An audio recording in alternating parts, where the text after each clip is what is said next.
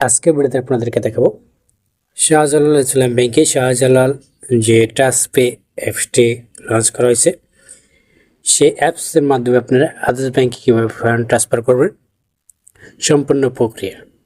তাহলে চলুন ভিডিওটা শুরু করি। আপনি কি মৌজাম অ্যাপ খুঁজছেন? আর কোনো চিন্তা নেই, এই ভিডিওটা আপনার জন্য। আমরা দিচ্ছি মাত্র 50 টাকায় আপনাকে একটি মৌজাম অ্যাপ পিডিএফ আকারে আপনি আপনার মোবাইলে পেয়ে যাবেন। এখনই কমেন্ট বক্সে লক দিন। প্রথমে আপনারা শাহজালাল ইসলাম ব্যাংকে যে মোবাইল অ্যাপসটি রয়েছে শাহজালাল ট্রাস্টপে এই অ্যাপসে যাবেন এবং এখানে লগ ইন বাটন দেখবেন, লগ ইন করে নেবেন। আর যারা রেজিস্ট্রেশন করেননি তারা রেজিস্ট্রেশন করে তারপর আপনারা লেনদেন করতে পারেন। কীভাবে রেজিস্ট্রেশন করবেন সেই ধরনের ভিডিও আছে এবং কী কী সার্ভিস রয়েছে এই অ্যাপসে সেই ধরনের ভিডিও আছে। এই ভিডিওর নিচে ডিসক্রিপশন বক্সে লিঙ্ক দিয়ে থাকবে, দেখে নেবেন। প্রথমে আপনারা শাহজালাল ইসলাম ব্যাংকের এই শাহজালাল ট্রাস্টপে অ্যাপসটি আপনারা লগ ইন করবেন ইউজার আইডি এবং পাসওয়ার্ড দিয়ে।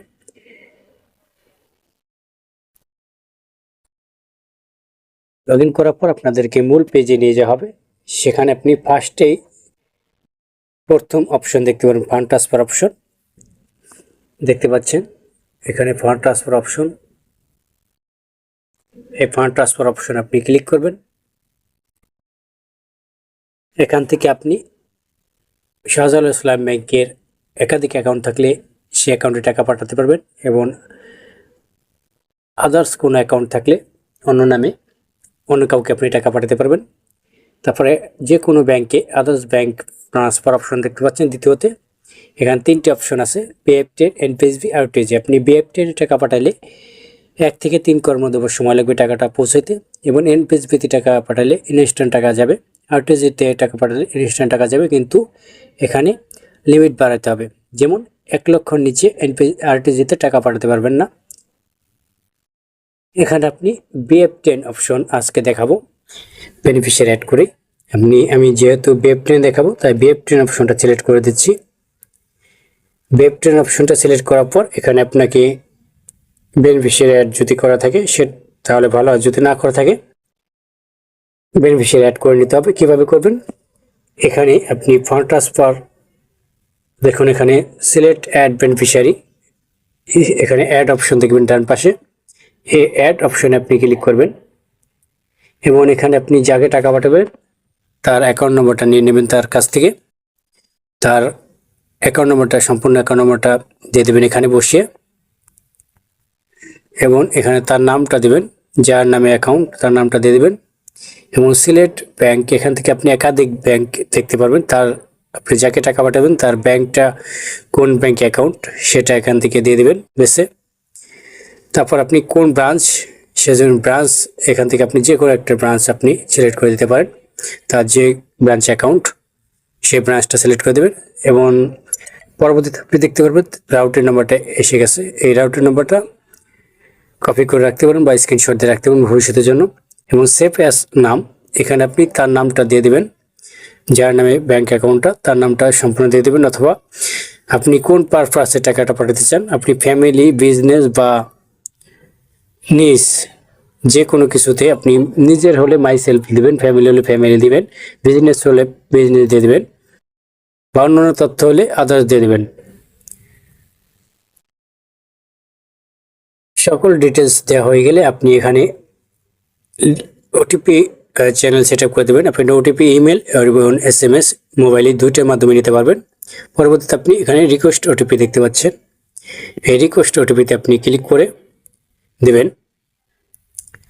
একটু লোডিং নেবে। রিকোয়েস্ট ওটিপিতে ক্লিক করে দেওয়ার পর আপনার 6 সংখ্যার মোবাইল ওটিপি প্রদান করা হবে আপনার রেজিস্টারকৃত মোবাইলে এবং ইমেলে।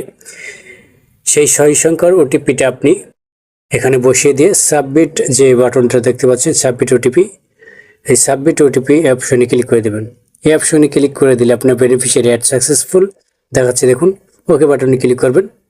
পরবর্তীতে আপনি ব্যাগে চলে যাবেন পিছনে এবং যেখানে ছিলেন সেখানে চলে আসবেন, অথবা আপনি আবার পুনরায় এই অপশন আসবেন ফান্ড ট্রান্সফার অপশনে। এখানে আপনি BF10 অপশনটা সিলেক্ট করে দেবেন।